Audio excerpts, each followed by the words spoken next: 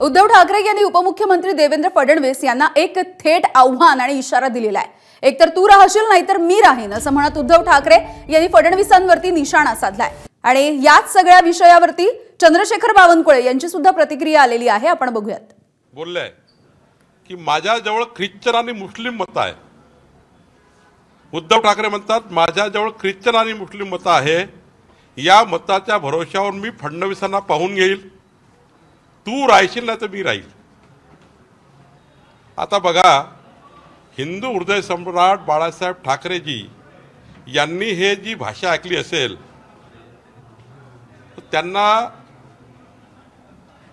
उद्धव ठाकरे, तुम्ही जरा हिंदू हृदय सम्राट बाळासाहेब ठाकरेजीला काय वाटलं असेल याचा विचार करा। काय बोलताय तुम्ही?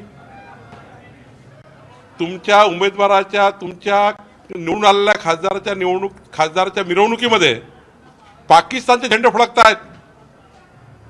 तुमच्या निवडून आलेल्या खासदाराच्या मिरवणुकीत पाकिस्तानचे झेंडे फडकतायत, पाकिस्तान झेंड्याची मिरवणूक निघताय। तुम्ही याच्या भरोश्यावर म्हणताय हिंदुत्व सोडून तुम्ही ख्रिश्चन आणि मुस्लिम मताच्या भरोश्यावर बोलतायत की देवेंद्र फडणवीसांना पाहून घेऊ। काय क्षमता आहे देवेंद्र फडणवीस यांनी तुमची?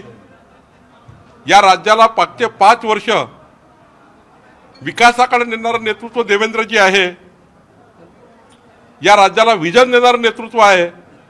आणि तुम्ही त्या ठिकाणी ज्या पद्धतीने बोललात, महाराष्ट्राची जनता तुमची मानसिक दिवाळखोरी आता जनतेने समजली आहे। तुम्ही जातीपातीच्या राजकारणात उतरले आहे, तुम्ही धर्माच्या आधारावर आता मत घेण्याची भाषा करतात आहे। आणि त्यामुळं उद्धव ठाकरेजी तुम्हाला महाराष्ट्राची जनता सोडणार नाही।